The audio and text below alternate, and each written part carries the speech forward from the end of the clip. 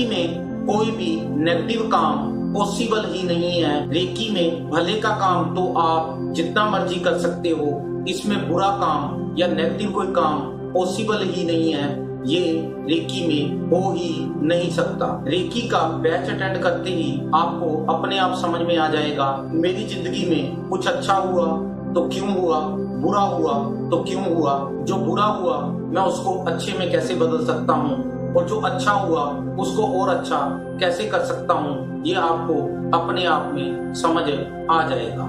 Recce एक pure science है, ना तो ये कोई वहम है, ना ये कोई जादू है, ना मंत्र है, ना कोई टोना है। रेकी एक हीलिंग पावर है, ये इंसानियत की भलाई के लिए है। रेकी में ये कोई धर्म भी नहीं है, धर्म भी आपका अपना जिस धर्म को आप मानते हो, गुरु भी आपका अपना जिस गुरु को आप मानते हो। रेकी एक हीलिंग पावर है, इंसानियत की भलाई के लिए ही है। रेकी को कोई भी सीख सकता है।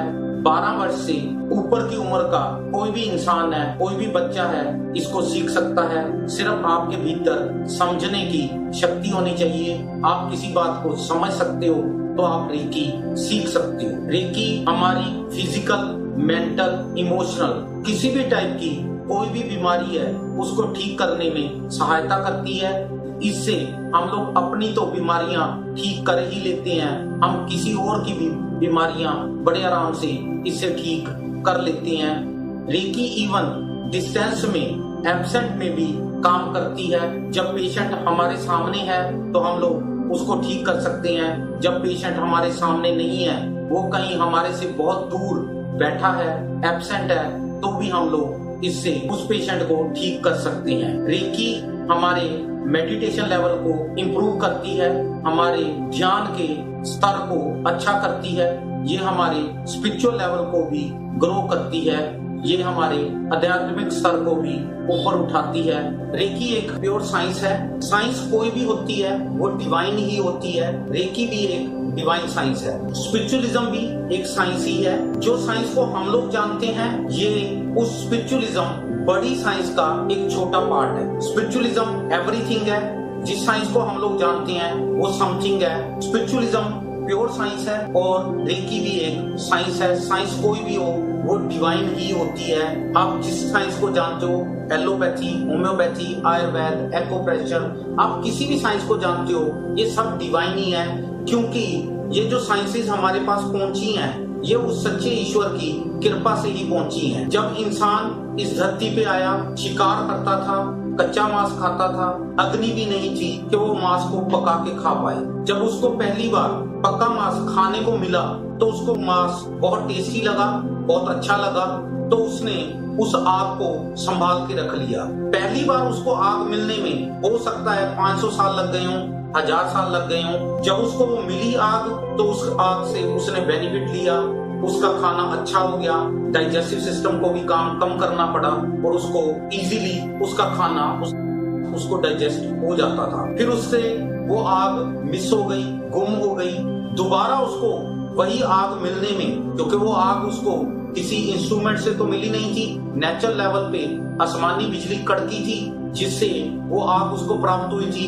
दोबारा उसको वही आग मिलने में हो सकता है 100 साल लगे हों, 200 साल लगे हों। जब उसको दोबारा वो आग मिली तो उसने फिर इस्तेमाल किया। फिर उसको आग कैसे पैदा करती हैं, वो आग पैदा करने में 100 साल लग गए कि 200 लग गए कि 500 साल लग गए। फिर उसने पत्थर घिस के आग पैदा की। ये पत्थर घिस के आग पैदा की, उसको अब आग पैदा करनी आ गई थी और वो उसके जीवन का हिस्सा बन गई। आज की डेट में आग हमारे लिए क्या है? लाइटर जगाते हैं, तुरंत आग मिल जाती है। माचिस की तीली लगाते हैं, आग मिल जाती है। हमारे लिए ये छोटा सा काम है, पर एक जब हमारे पुरखों ने ये शुरू की, जब उनको पहली बार मिली, तो उनके लिए तो भैया ये 500 साल 1000 साल का प्रोसेस था। इट मीन्स क्या है? इट मीन्स ये है कि ये जब सच्चा ईश्वर चाहता है तो वो चीज हमारे पास पहुंच जाती है। जब सच्चा ईश्वर नहीं चाहता तो उसके लिए हम लोग हजारों साल भी तड़प सकते हैं। ऐसे ही हम लोग हथियारों की बात करें तो पहले वो लकड़ी से हथियार करता था,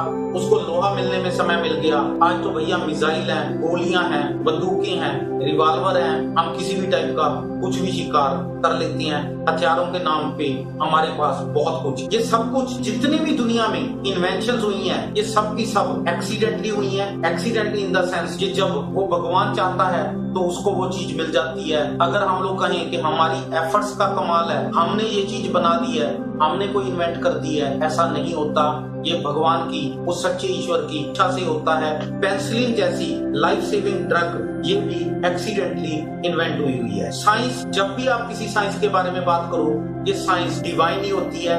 हमारे हिंदुओं में, हिंदुस्तान में हम लोग हर देवता की पूजा करते हैं। हमें मजाक उड़ाया जाता है कि हिंदुओं के तो 33 करोड़ देवते हैं। नहीं भैया, हमारे 33 करोड़ देवते नहीं हैं। हमने इस साइंस को, हमारे पुरखों ने, हमारे जो बुजुर्ग थे, उन्होंने साइंस को डिवाइन माना था। इसीलिए हम लोग, जो मिस्त्री लोग होते हैं, क्राफ्टमैन होते हैं, वो अपने इंस्ट्रूमेंट्स की भी पूजा करते हैं। वो भगवान विश्वकर्मा की पूजा करते हैं। ऐसे ही जो पढ़ाते हैं वो पढ़ाई के काम में है, टीचर हैं, अध्यापक हैं, वो लोग सरस्वती माँ की वंदना करते हैं। ऐसे ही जो बिजनेसमैन है वो गणेश जी की पूजा करता है। जब पैसे की बात आती है तो हम लोग लक्ष्मी माता की पूजा करते हैं। ये हम लोग साइंस को डिवाइन मानते हैं, इसीलिए हम लोग इन सभी साइंसेस की पूजा करते हैं। तो साइंस, रेकी भी एक प्योर साइंस है, ये एक डिवाइन साइंस है। ये कोई जादू, मंत्र, टोना या धर्म नहीं है, ये एक साइंस है। Systematic study of any subject is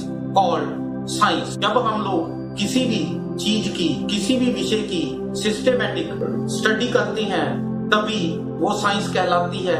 recce भी एक प्योर साइंस है, ये एक डिवाइन साइंस है। Reiki power of subconscious mind है, एक्टिवेशन ऑफ सबकॉन्शियस माइंड है।